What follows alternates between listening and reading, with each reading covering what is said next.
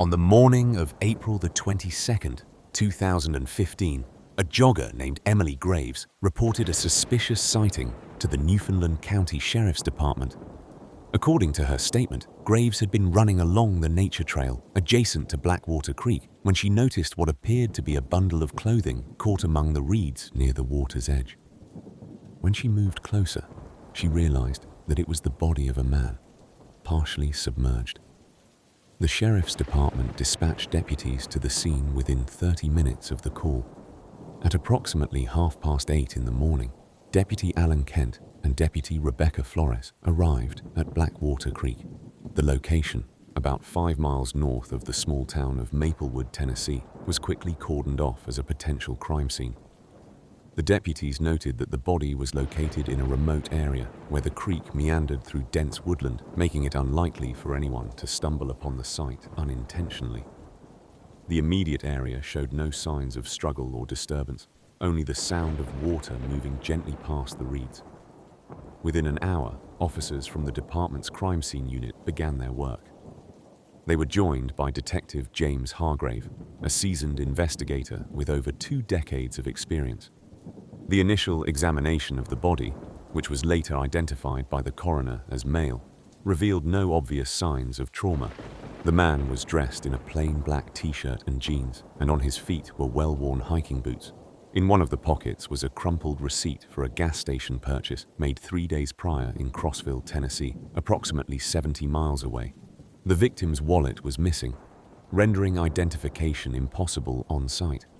However, a small silver ring was found on the left hand, bearing an inscription on the inside that read, "Forever yours, L." This detail caught the attention of Detective Hargrave, who noted it in his report as a potential lead. The body was transported to the Newfoundland County Medical Examiner's office for a full autopsy, scheduled for the following day.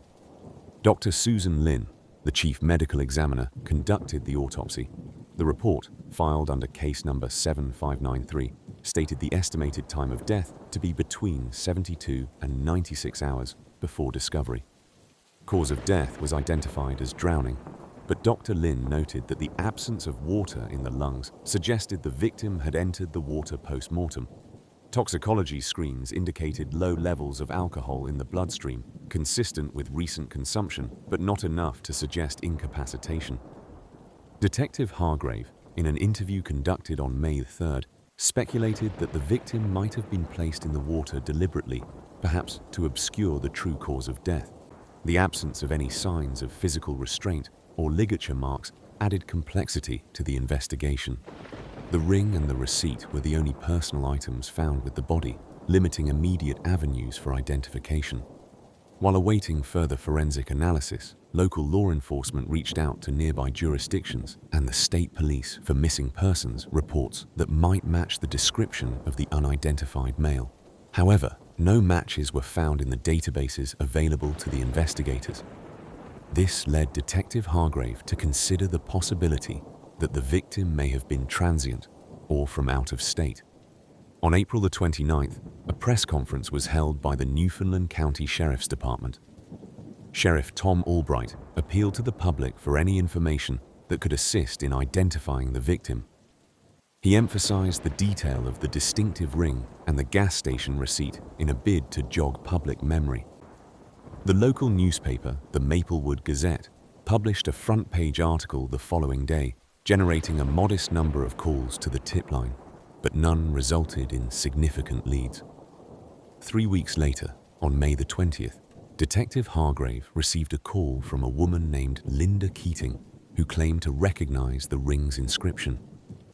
Keating, a resident of Knoxville, Tennessee, stated during a recorded interview that she had given a similar ring to her brother, Lawrence Keating, who had been estranged from the family for over a year.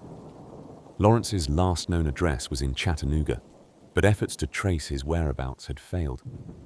Detective Hargrave arranged for Linda Keating to view the ring in person, hoping to confirm or rule out the potential identification. On May the 24th, she visited the Newfoundland County Sheriff's Office, where she confirmed the ring as belonging to her brother. However, when shown a forensic sketch of the victim's face, Linda was uncertain, citing the passage of time. and her brother's potential changes in appearance. Simultaneously, the receipt from Crossville was traced to a convenience store. Surveillance footage from the date on the receipt did not conclusively show any interactions involving a man resembling the victim. The staff at the store, when interviewed, could not recall any specifics about the purchase associated with the receipt. This development left investigators with few new avenues to pursue. As spring turned to summer, the case remained unsolved. The unidentified body in Blackwater Creek became a haunting presence within the tight-knit Maplewood community, a mystery that defied resolution despite the efforts of law enforcement. Detective James Hargrave of the Crossville Police Department had acquired a formidable reputation for being meticulous in his investigations. On the morning of May the 28th, 2015, Detective Hargrave received a call from the county coroner's office. Dr. Susan Lynn, who had performed the autopsy on the body found in Blackwater Creek, had identified an unusual tattoo on the victim's right shoulder blade. This tattoo was a unique design featuring an intricate blend of Celtic knots and Roman numerals. This discovery offered a new lead in the attempt to identify the victim, who was still referred to as Jane Doe in official records. The tattoo was catalogued, photographed, and disseminated to regional law enforcement departments and tattoo parlors throughout Tennessee and neighboring states. According to the report filed by Detective Hargrave, authorities hoped that someone might recognize the custom design and provide information about the artist or the individual who bore it. Further investigation into the victim's past was bolstered by the analysis of personal items found with the body. Among these items was a silver locket containing 2 photographs, heavily water damaged, yet partially salvageable. The first image depicted a young woman, believed to be the victim, standing beside a nondescript brick building. The second image was of an elderly woman with a gentle smile, whose identity remained unknown. These photographs were published in local newspapers, including the Maplewood Gazette and the Knoxville Times, in hopes that a member of the public might come forward with information. On June 2nd, 2015, a call was received on the Maplewood Police Department's tip line. The caller, who identified himself as Martin Hales, stated that the tattoo matched one he had seen at a tattoo studio in Johnson City, Tennessee. Hales mentioned that the artist, a man named Derek Shaw, was known for his distinctive Celtic designs. Detective Hargrave contacted Shaw and arranged an interview. During the interview on June the 4th, Derek Shaw confirmed that he had indeed inked a similar design several years prior, in early 2013. Shaw recalled that the woman had visited his studio on several occasions, but he could not remember her name. He described her as petite, with auburn hair and a penchant for vintage clothing. Shaw's statements were entered into the case file, but without a name or further details, the lead remained inconclusive. Meanwhile, forensic analysis of the victim's clothing provided additional information. The fabric analysis conducted by the Tennessee Bureau of Investigation revealed traces of pollen indigenous to the Smoky Mountains, suggesting the victim may have spent time in that area shortly before her death. This led investigators to expand their inquiries to include communities and hiking groups known to frequent the region. In mid-June, authorities received another call to the tip line from a woman named Carla Jennings, a resident of Sevierville, Tennessee. Jennings claimed she recognized the woman in the photograph as someone she had met briefly at a summer music festival in Gatlinburg 2 years prior. Jennings remembered the woman as a free spirit, fond of folk music, who introduced herself only as M. Unfortunately, Jennings could not provide any additional details, but this information was documented as part of the case. As the investigation continued, Detective Hargrave turned his attention to the victim's dental records. On June 18th, the coroner's office submitted a request to the National Missing and Unidentified Persons System, NAMIS, for a dental comparison. The report, completed 2 weeks later, yielded no matches, further complicating efforts to identify Jane Doe. Throughout the summer, the case drew attention from various media outlets. Local news station WLKD aired a segment on the investigation, urging viewers to come forward with any information. Despite increased media attention and exhaustive investigative efforts, the victim's identity remained elusive. On July 10th, a phone call from an anonymous source introduced a new angle to the investigation. The caller claimed to have seen the victim at a shelter for domestic violence survivors in Knoxville. According to the shelter's coordinator, who was interviewed on July 15th, a woman matching the victim's description had stayed there briefly in late 2014. The coordinator, Jessica Moore, stated that the woman had used the alias Emily and had expressed fear for her safety, but left without giving any other details. Detective Hargrave pursued this lead, interviewing staff and residents from the shelter. However, the absence of official records under the alias Emily made it difficult to verify the victim's identity. The mention of domestic violence introduced the potential that the victim had been fleeing a dangerous situation. Despite these developments, no conclusive evidence emerged to clarify her identity or the circumstances leading to her death. As the summer of 2015 drew to a close, Detective Hargrave remained committed to solving the mystery surrounding Jane Doe. With each new piece of information, the case deepened, revealing the complexities of a life obscured by fragments of memory and unreliable witnesses. The investigation into the body in Blackwater Creek would carry on, driven by the hope that one day the mystery would unravel and the victim would finally be given a name. On June 24, 2015, forensic technicians from the Tennessee Bureau of Investigation arrived at Blackwater Creek to assess the scene where the unidentified body, referred to as Jane Doe, was discovered.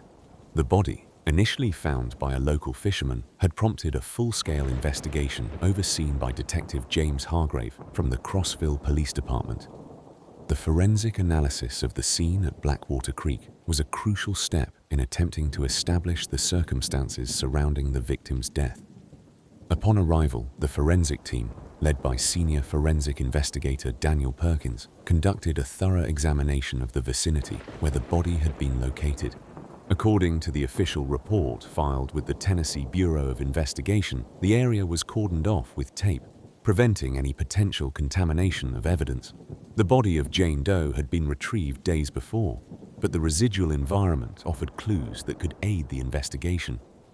Vegetation samples were collected, and soil from the creek bed was carefully bagged for further analysis in the lab. Forensic investigator Perkins noted in his report that the surrounding foliage suggested indications of disturbance, possibly consistent with a struggle or an attempt to conceal the body. The team documented the scene meticulously, photographing the area from multiple angles. The initial assessment revealed a faint trail leading from the nearby wooded area down to the creekside, suggesting a potential route used by the victim or the perpetrator. The toxicology report, released on July 2nd, revealed traces of ethanol and a high concentration of an unidentified sedative compound in Jane Doe's system. Dr. Susan Lynn, who performed the autopsy, indicated in her medical report that the sedative was not commonly found in over-the-counter medications or typical prescription drugs. This finding suggested a purposeful administration, raising questions about whether Jane Doe was incapacitated before her death. However, without identification of the specific compound, the inquiry faced a significant challenge. According to a press release from Sheriff Tom Albright on July 5th, further testing on cloth material found near the body revealed unusual chemical residues. The fibers were sent to a specialized forensics lab in Nashville for advanced analysis. The results, shared with local law enforcement on July 15th, indicated the presence of accelerated decomposition agents, hinting at an effort to hinder the identification process. Detective Hargrave commented in a subsequent interview with the Maplewood Gazette, "The presence of these agents complicates the investigation significantly, hinting at premeditated efforts by the perpetrator." Advancements in DNA profiling were employed in an attempt to establish the identity of Jane Doe. The samples collected from the victim's remains were processed through the combined DNA index system, but no matches were found in the national database. Detective Hargrave explained during a July 22nd briefing that this lack of a match could imply that Jane Doe had not been previously documented in any criminal or missing persons cases. Eyewitness accounts were scarce, but the investigation did uncover a potential lead. On July 19th, a resident, Martha Calloway, reported seeing an unfamiliar vehicle parked near Blackwater Creek on the evening of April 21st, the day before the body was discovered. Ms. Calloway described the vehicle as a dark green sedan, possibly a late 90s model, and noted a distinct bumper sticker with the words, "Smoky Mountain Adventures." When questioned by Detective Hargrave, Ms. Calloway recalled, "I remember it was odd to see that car there, so late. I often walk my dog in the evenings, and I'd never seen it before." The investigation also explored the significance of the distinct Celtic knots tattoo found on Jane Doe's back. This unique design, often associated with Irish and Scottish symbolism, was publicized in an effort to generate leads. The Knoxville Times reported on July 25th that despite dozens of tips, none had resulted in a positive identification. The symbolism of the tattoo remained a focal point, providing a cultural clue that had yet to yield concrete results. On July 29th, a tip to the Maplewood Police Department's dedicated hotline suggested a possible connection between Jane Doe and a missing person case from West Virginia. The caller, who requested anonymity, claimed that Jane Doe resembled a woman named Ruth Carter, who had gone missing in Charleston in March 2015. Detective Hargrave liaised with the Charleston Police Department, and photographs of Ruth Carter were compared with those of Jane Doe, but the similarities were inconclusive. The missing person report for Ruth Carter indicated no distinguishing tattoos, further complicating the potential link. As the investigation continued into the late summer of 2015, the lack of concrete leads and the unidentified sedative compound left Jane Doe's case at an impasse. Detective Hargrave, speaking with WLKD in early August, remarked, "We are exhausting every avenue to uncover the truth, but it's as though the trail runs cold at every turn."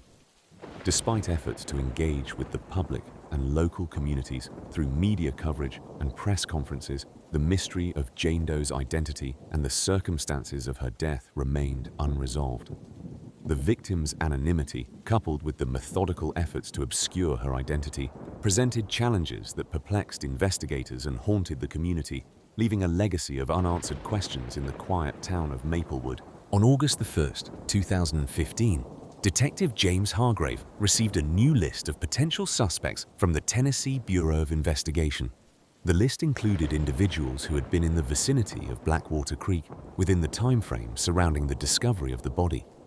The Bureau, utilizing data from cell tower pings and surveillance footage, identified several persons of interest. Chief among them was Raymond Tucker, a 49-year-old carpenter residing in Gatlinburg. Tucker's mobile phone had pinged off a cell tower near Blackwater Creek on the evening prior to the body's discovery. Raymond Tucker was brought in for questioning on August 4, 2015, at the Crossville Police Department. According to the transcript from the interrogation session, Tucker stated that he had been hiking in the Smoky Mountains and his route had taken him near the creek. He insisted that he had no knowledge of any body and his visit to the area was purely recreational. Detective Hargrave noted in his report that Tucker appeared cooperative and consented to a search of his vehicle, a blue Ford F-150, and his residence at 2827 Maple Street, Gatlinburg. The subsequent search conducted by officers from the Crossville Police Department yielded no physical evidence linking Tucker to the unidentified victim. His alibi was further corroborated by receipts from a local gas station and a diner in Gatlinburg, time-stamped within the hours he claimed to be there. Detective Hargrave, however, maintained Tucker on the list of persons of interest pending further investigation. On August 7, 2015, attention shifted to another individual, Veronica Daniels, a 37-year-old bartender from Sevierville. Daniels had been recorded on surveillance cameras at a convenience store near Blackwater Creek on April 22nd, the day the body was found. Detective Hargrave arranged an interview with Daniels at the Sevierville police station on August 10th. During the interview, Daniels explained that she had stopped at the convenience store on her way to visit her sister in Johnson City. She produced text messages exchanged with her sister, confirming her whereabouts on that date and time. Detective Hargrave requested Daniels' permission to search her vehicle, a white Toyota Corolla, and her personal belongings. According to the police inventory report, the search concluded with no evidence connecting her to the case. Daniel's timeline was verified by the Knoxville Times, which independently reviewed CCTV footage from toll booths Daniels would have passed en route to her sister's residence. Her electronic toll transponder confirmed uninterrupted travel towards Johnson City on the day in question. Despite the lack of direct evidence against either Tucker or Daniels, Detective Hargrave continued to pursue leads. On August the 14th, he received reports from the Maplewood hotline indicating that a man named Alan Riggs had spoken of a woman matching the description of the Jane Doe. Witnesses claimed Riggs mentioned the Celtic knots tattoo during a conversation at a bar in Chattanooga. Riggs, a 32-year-old freelance photographer, was located and interviewed on August 19th at his residence on Churchill Drive, Chattanooga. During the interview, Riggs recounted an encounter at a photography club meeting earlier in the year. He recalled seeing a woman with the distinctive tattoo, but could not remember her name. Riggs provided the contact information of the club's members, which Detective Hargrave pursued as a potential line of inquiry. Riggs consented to a photograph comparison, but none of the club members matched the description of Jane Doe.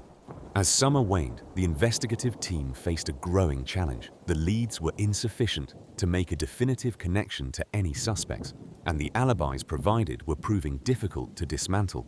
In each instance, the suspect's presence near Blackwater Creek appeared to be coincidental based on the data, and there was no tangible link to the mysterious victim. On August 25, 2015, the Maplewood Gazette published a report that broadened public interest in the case. The article detailed the community's efforts to scrutinize every known detail, hoping to jog memories or bring forward new witnesses. The publication increased calls to the Maplewood hotline, but none provided substantial new information that could propel the investigation forward. Detective Hargrave, aware of the dwindling momentum, revisited the forensic evidence. On August 28th, he coordinated with Dr. Susan Lynn to re-examine the chemical residues found on the victim's clothing. Dr. Lynn expanded the testing to include rare compounds that might have been missed in initial screenings. This renewed focus, however, did not result in any significant breakthroughs. As September approached, the investigation remained at an impasse. Detective Hargrave submitted a request for assistance from the Federal Bureau of Investigation, hoping that broader resources might unravel the threads connecting Jane Doe to a wider network, or potentially to other unidentified cases. The request, dated August 30th, emphasized the complexities of rural geography and transient populations complicating the case. Despite exhaustive efforts, including following leads across multiple counties and employing extensive forensic analysis, the identity of the woman from Blackwater Creek remained elusive. The inquiry continued to generate more questions than answers, with each potential breakthrough dissipating into another dead end. Detective Hargrave and his team persevered, committed to bringing resolution to the case and justice for a victim known only by the marks on her skin and the whispers of anonymity. By early September 2015, the investigation into the unidentified body found in Blackwater Creek had stagnated. In an effort to reignite momentum, Detective James Hargrave organized a series of interviews aiming to reconcile the mounting discrepancies in witness testimonies. The case, already weighted down by contradictions, soon uncovered further complexities. On September the 5th, 2015, Detective Hargrave met with Carla Jennings at the Crossville Police Department. Jennings, a frequent visitor to the area surrounding Blackwater Creek, had contacted authorities, claiming to have seen a woman fitting Jane Doe's description several days before the discovery. According to the official transcript of the interview, Jennings remembered the woman sitting alone on a bench near the creek, staring at the water. She wore a faded denim jacket and black hiking boots, details that matched the clothing found on the body. However, Jennings's recollection of the exact date was inconsistent with the timeline established by Detective Hargrave. When questioned about the discrepancy, Jennings suggested she might have been mistaken about the date, citing the haze of memory and the passage of time. Further inquiries led Detective Hargrave to speak with Paul Fletcher, a park ranger stationed near the Smoky Mountains. On September 8th, Fletcher recalled an encounter on the evening of April 20th, 2 days prior to the body's recovery. Fletcher remembered a silver sedan parked haphazardly along the narrow road leading to Blackwater Creek. two individuals, a man and a woman, were engaged in what he described as a heated discussion. Fletcher noted the woman's distinctive Celtic knots tattoo on her wrist, a detail later identified as crucial to linking the unidentified body to the broader investigation. Despite Fletcher's observations, the identity of the man remained unclear. Fletcher could only offer a vague description, a man of average build, wearing a baseball cap pulled low over his eyes. This description did little to advance the investigation, as no other corroborating witnesses came forward with similar accounts. Fletcher's sighting, while intriguing, added another layer of uncertainty to an already convoluted case. The pursuit of leads brought Detective Hargrave to Emma Leslie, a resident of Maplewood who reported unusual nocturnal activity near her rural property during the spring. Leslie, interviewed on September 12th, described hearing what she termed screeching tires and muted voices on the night of April the 21st, just before midnight. Her home, located a mere mile from Blackwater Creek, placed her within range of the area where the body had been discovered. Leslie's statement further complicated the sequence of events, but efforts to verify the timeline against vehicular records and traffic cameras yielded no definitive results. Meanwhile, Dr. Susan Lynn, the forensic pathologist responsible for the autopsy, was re-evaluating her findings. On September the 15th, she convened with Detective Hargrave to discuss the toxicology reports and the traces of ethanol and sedative compounds previously identified. During their meeting, Dr. Lynn highlighted the need for additional testing, speculating that environmental factors might have influenced the chemical residues found in the body. Her suggestion prompted the involvement of a specialized toxicology lab in Nashville, but these further analyses would take weeks to complete, delaying any potential breakthroughs. In an attempt to gather more information, Detective Hargrave requested the support of local media on September 18th. An interview with the Knoxville Times resulted in a detailed feature that called for the public's assistance. The article included illustrations of the tattoo and descriptions of personal effects found near the body, urging anyone with relevant information to contact the Maplewood hotline. Within 48 hours, the hotline received over 300 calls, though most were dismissed as unrelated or speculative. Among the calls, however, one stood out. Vanessa Cooper, a former Maplewood resident now living in Chattanooga, contacted the hotline on September 21st.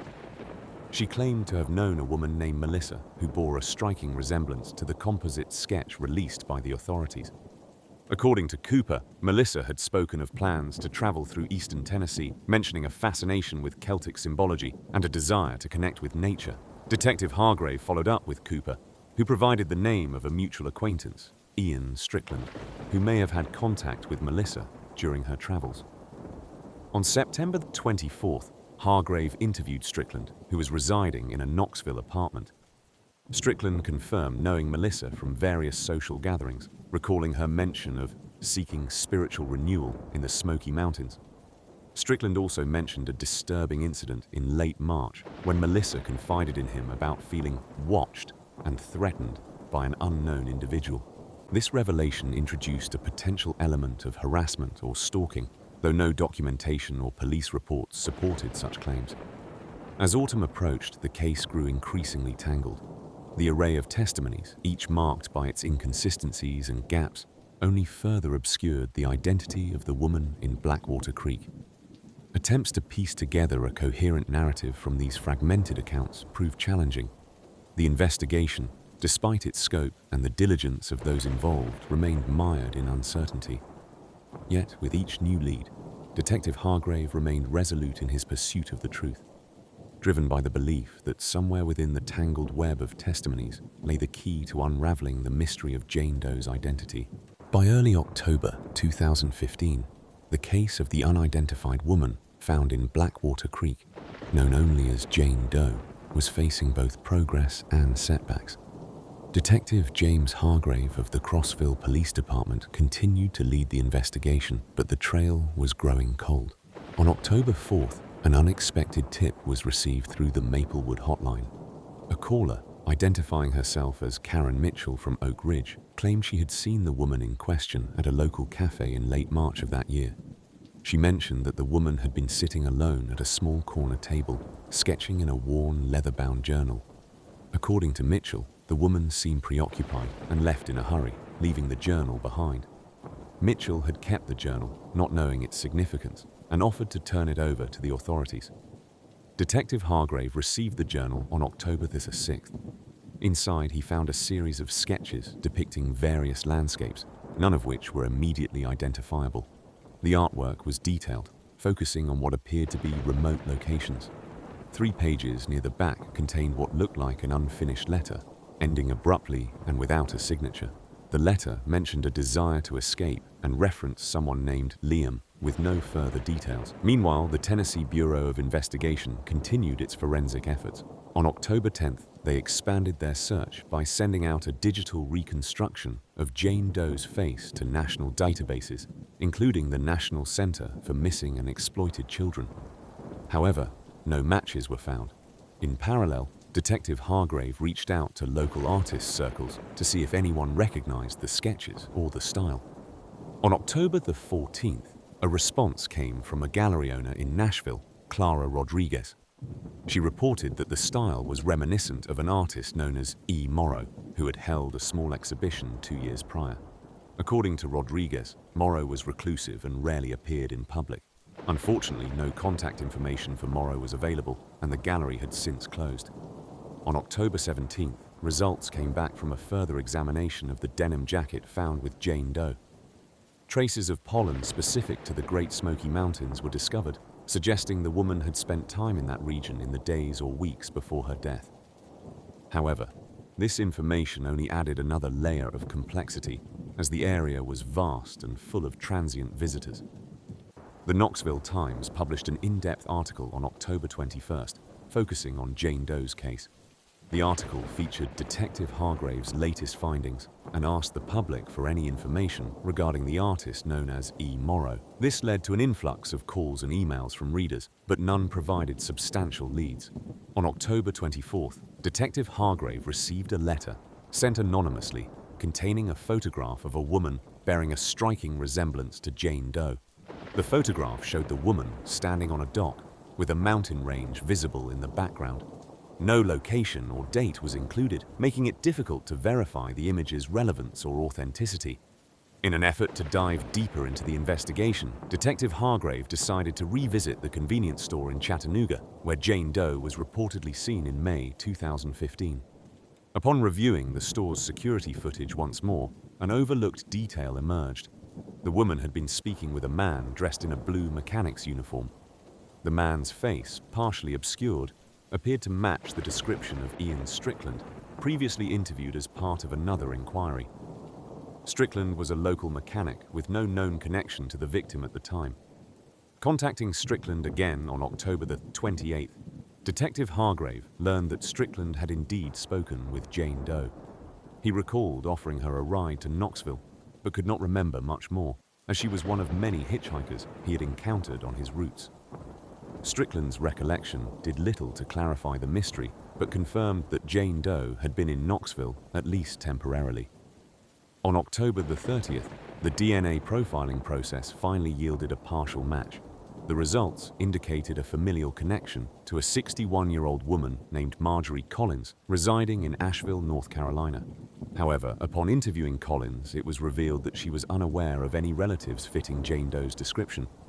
Collins mentioned that her family history was complicated, with several estranged members potentially unaccounted for. As October came to a close, the investigation seemed at an impasse. Every new piece of evidence, from the journal to the photograph, appeared to widen the scope of the case without drawing closer to a resolution. The trail that had started in the waters of Blackwater Creek now extended across state lines, involving numerous jurisdictions and countless unanswered questions. Despite these challenges, Detective Hargrave remained committed to unraveling the mystery of Jane Doe. The case file, now filled with documents, photographs, and forensic reports, painted a picture of a life shrouded in secrecy and fleeting connections. Each lead seemed to open yet another chapter of uncertainty, reflecting the complex web of circumstances surrounding the unidentified woman. The investigation into the body found in Blackwater Creek, now identified only as Jane Doe, was classified as a cold case by the Tennessee Bureau of Investigation in late autumn of 2015. Despite the extensive effort to identify the victim and the circumstances of her death, investigators had reached an impasse. However, new clues began to emerge from unexpected sources, prompting further inquiry. On November 2, 2015, Detective James Hargrave received a phone call from Eleanor Patterson, a retired librarian in Knoxville. Patterson reported finding a postcard depicting a rural Tennessee landscape inside a book donated to the Friends of the Library sale. The postcard was signed with the initials EM and dated March 2014. Detective Hargrave noted the connection to the leather-bound journal sketches found in Jane Doe's possession, reportedly signed by an artist named E. Morrow. The location depicted in the postcard, a field of wildflowers beneath a distinctive range of hills, was identified by Detective Hargrave as a region near Ridgetop, Tennessee. On November the 5th, a search team was dispatched to the area. Local farmer Nathan Beveridge recalled a woman matching the description of Jane Doe visiting his property in the spring of 2015, carrying an artist's easel and a set of watercolors. Beveridge stated in an interview on November 8th, she seemed focused and polite, always asked permission to paint along the edge of the property. Following this lead, investigators canvassed local art supply stores. At Oak Ridge Art Supplies, the owner, Lydia Tran, remembered a customer purchasing a particular shade of blue watercolor, unique to a batch she ordered from overseas. Tran identified the woman from a photograph of Jane Doe as her mystery buyer.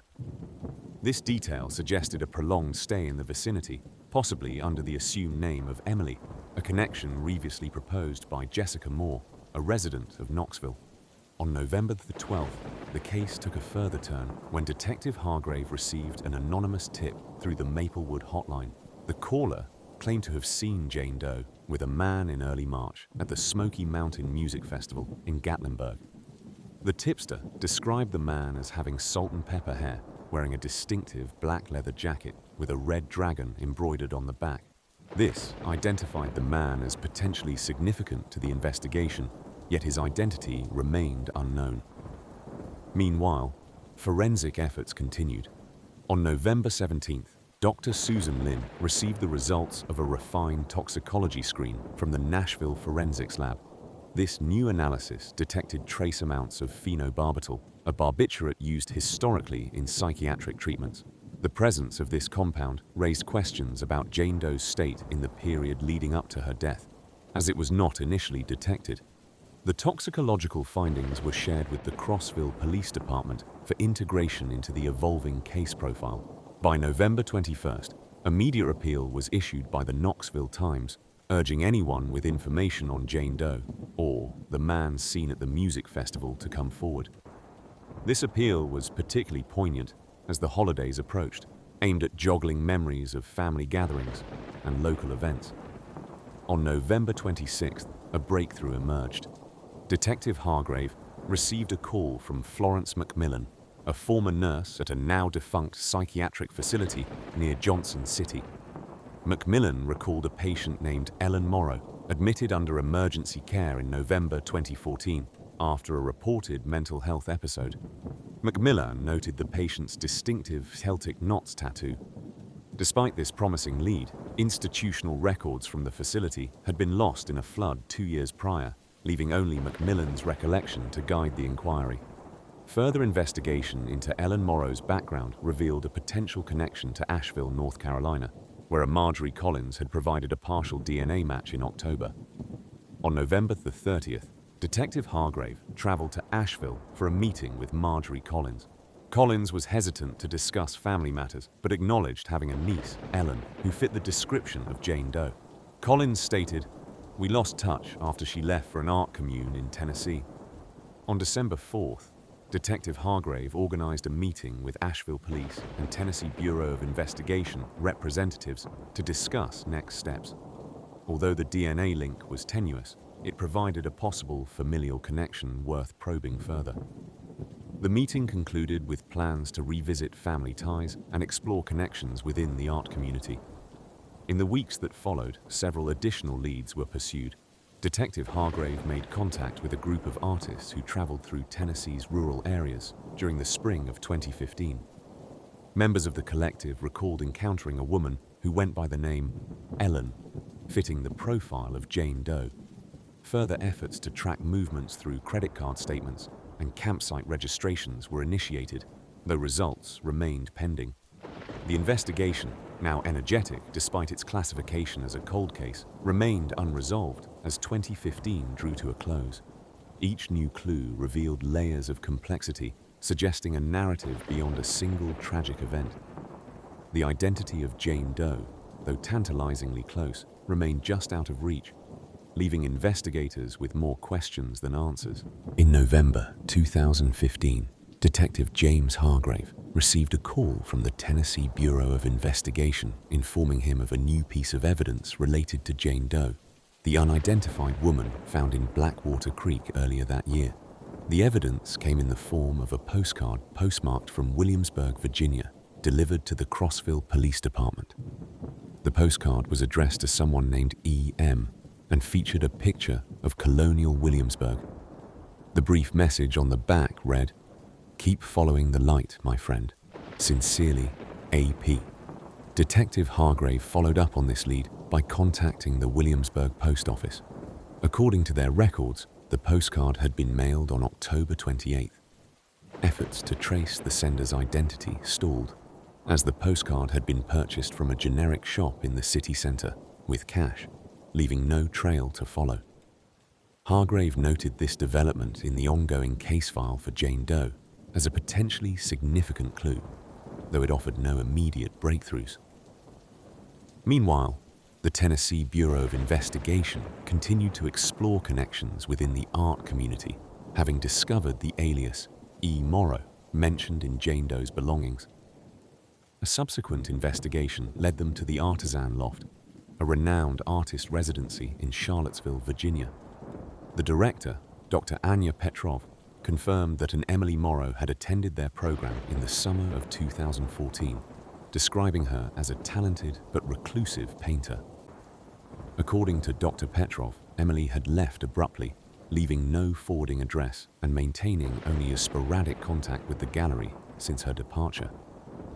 By mid-November, Detective Hargrave had enlisted the help of Interpol to check for any international activity connected to Emily Morrow or the alias E. Morrow. Interpol's response confirmed that an Emily Morrow had traveled to several European countries between 2013 and 2014, including Ireland, where she had spent time in Dublin and Limerick. These travels correlated with the Celtic knot tattoo found on Jane Doe's body, prompting further international inquiries into her life and connections abroad. On November the 19th, a local journalist from the Knoxville Times, Olivia Reynolds, published an article detailing the case's latest developments and requesting public assistance in identifying Jane Doe. The article featured sketches from the leather-bound journal found in her possession, sparking renewed public interest. Within days, the Crossville Police Department received several tips from individuals claiming to recognize the art style as that of an artist who had once exhibited in various galleries across the southeastern United States. Among the received tips was one from a retired art curator, Gregory Allen, who had encountered Emily Morrow at an exhibit in Charleston, South Carolina, in the spring of 2014. According to Allen, Emily had been reserved but passionate about her work, showcasing a series of paintings that depicted haunting landscapes reminiscent of the Smoky Mountains. Allen provided Detective Hargrave with photographs of the exhibit, which included Emily's self-portrait, bearing a striking resemblance to the digital reconstruction circulated by the authorities. Despite these new insights, the case faced persistent challenges, particularly in connection with the DNA partial match to Marjorie Collins from Asheville, North Carolina. Efforts to locate Marjorie were met with dead ends, as she had no known relatives or recent records indicating her whereabouts. Detective Hargrave and his team were tasked with unraveling this aspect of the investigation, exploring the possibility of a familial connection that had yet to be uncovered. In late November, a former acquaintance of Emily Morrow came forward, claiming to have shared an apartment with her in Atlanta, Georgia, during the winter of 2013. The acquaintance, Lily Jenkins, described Emily as enigmatic, often disappearing for days at a time without explanation. Jenkins recalled an instance when Emily had returned from a trip with a small, intricately carved box, the contents of which she never disclosed. Jenkins also mentioned Emily's frequent discussions about returning to Ireland, where she claimed to have discovered something that changed her life. Amid these revelations, the Tennessee Bureau of Investigation organized a press conference on December 1, 2015, to provide updates on Jane Doe's case and appeal for further public assistance. During the conference, Detective Hargrave emphasized the importance of identifying E. Morrow and encouraged anyone with information about her life and travels to come forward. The conference was widely covered by local and regional media, resulting in a surge of calls to the hotline established for the case. The unfolding investigation continued to raise more questions than it answered. Despite the influx of new information, Jane Doe's identity, the circumstances of her death, and the significance of the various clues remained elusive. Detective Hargrave and his team persisted in their efforts, determined to piece together the complex puzzle that spanned across states and, potentially, continents. As the year drew to a close, the case lingered in the minds of both the investigators and the public. The image of Jane Doe, a woman who had traversed an unknown journey, left an indelible mark on all those who encountered her story. Yet, despite their best efforts, the mystery of the body in Blackwater Creek remained unsolved, shrouded in uncertainty and unanswered questions.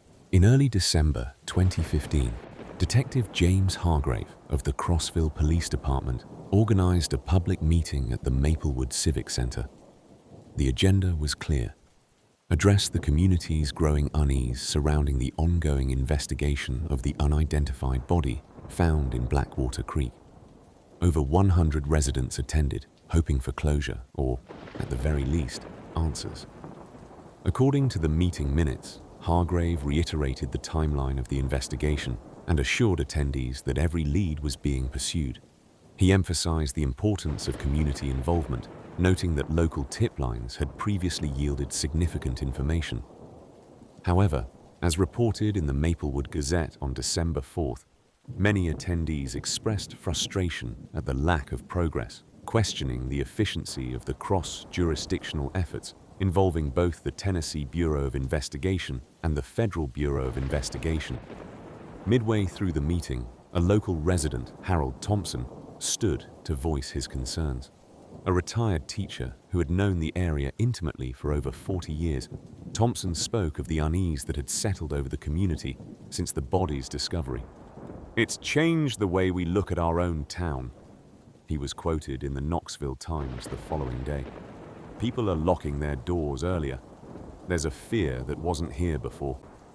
Another attendee, Clara Mitchell, alluded to a sense of shared responsibility among the residents, a collective desire to restore Maplewood's reputation as a safe and welcoming place. "We feel like we've let Emily down, even if we never knew her," she said in an interview with WLKE. While she used the name Emily, investigators had not conclusively identified the victim as such. Simultaneously, an art exhibit at the Maplewood Community Art Center began to draw unexpected attention. Curated by local artist and community leader Nathan Beveridge, the exhibit featured a series of watercolors and sketches attributed to the artist known as E. Morrow.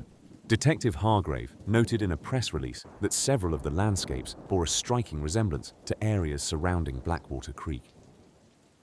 This connection, however circumstantial, prompted renewed interest in the life and possible whereabouts of the elusive artist. By mid-December, the Knoxville Times reported that the exhibit had received a visitor claiming to have encountered E. Morrow at a gallery in Asheville, North Carolina, 2 years prior.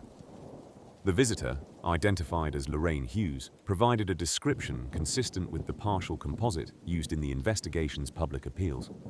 However, Hughes could not recall any specific details that could be independently verified. On December the 19th, the Tennessee Bureau of Investigation announced an unusual development. Analysis of fibers found on the victim's denim jacket revealed traces of a rare dye not commonly used in mass-produced clothing.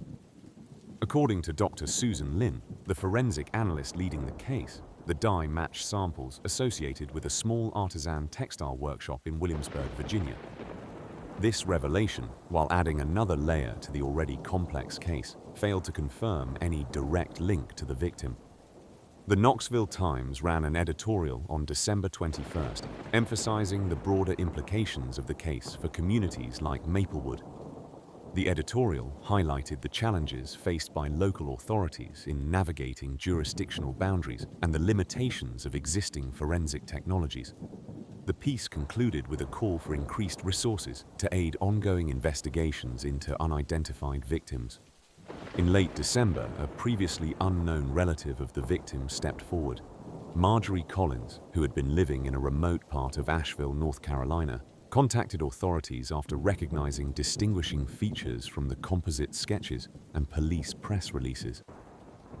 Collins believed the victim could be her estranged niece, Ellen Morrow, who had gone missing several years earlier. Though DNA samples collected from Collins were inconclusive at the time, this new lead brought a renewed sense of urgency to the investigation. Despite this potential breakthrough, questions continued to mount. In early January 2016, Detective Hargrave issued a public statement acknowledging gaps in the investigation. He mentioned the lack of direct evidence linking the few tangible leads together, describing it as a puzzle with missing pieces. Community sentiment was further amplified by a vigil held at Blackwater Creek on January the 9th, organized by local activist group Voices for the Voiceless. Candles lined the creek bank as participants shared stories of hope and perseverance. Linda Keating, a vocal advocate for missing persons, addressed the gathering. She emphasized the importance of maintaining public attention on unsolved cases, stating, "It's not just about justice for one, but for every missing or unidentified soul." The vigil drew regional media coverage, with reporters from Chattanooga to Knoxville documenting the community's resolve. As the night drew on, individuals spoke of their personal connections to the area and their continued commitment to uncover the truth.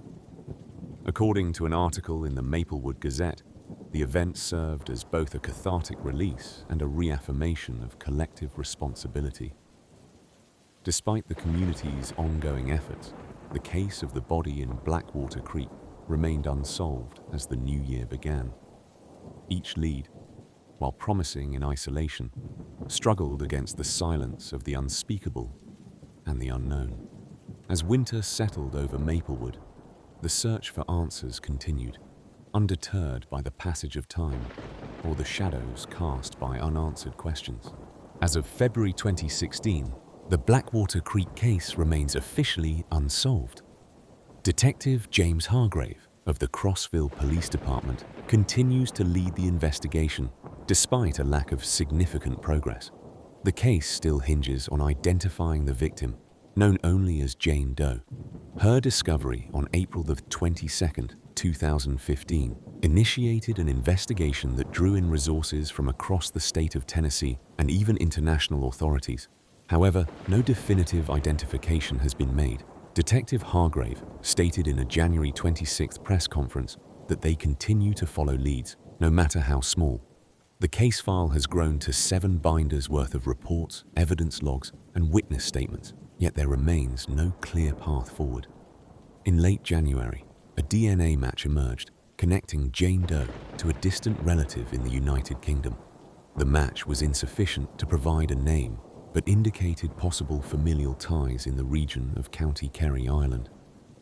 Interpol has been contacted to assist with inquiries overseas, a move that shows the broadening scope of the investigation, but also highlights the challenges faced by local law enforcement working with international agencies. In January, a new piece of information came to light.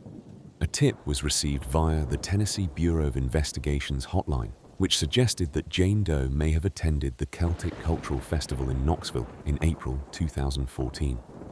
The tipster described a woman resembling Jane Doe with the distinctive Celtic knots tattoo on her arm.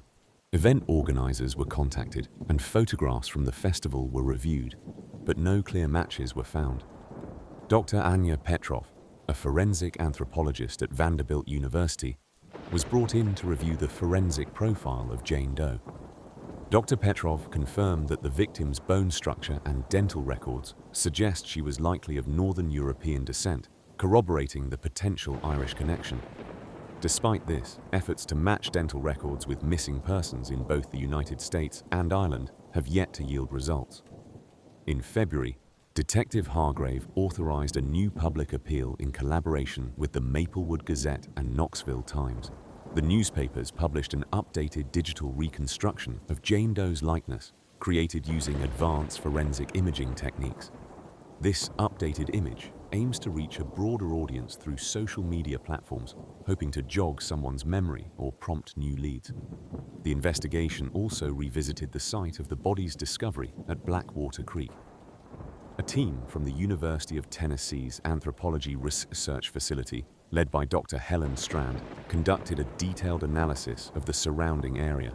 They found trace evidence of a rare type of moss that only grows in specific areas of the Appalachian Mountains. This discovery has prompted further searches in more remote locations, although no direct evidence has yet been recovered to link these areas to Jane Doe.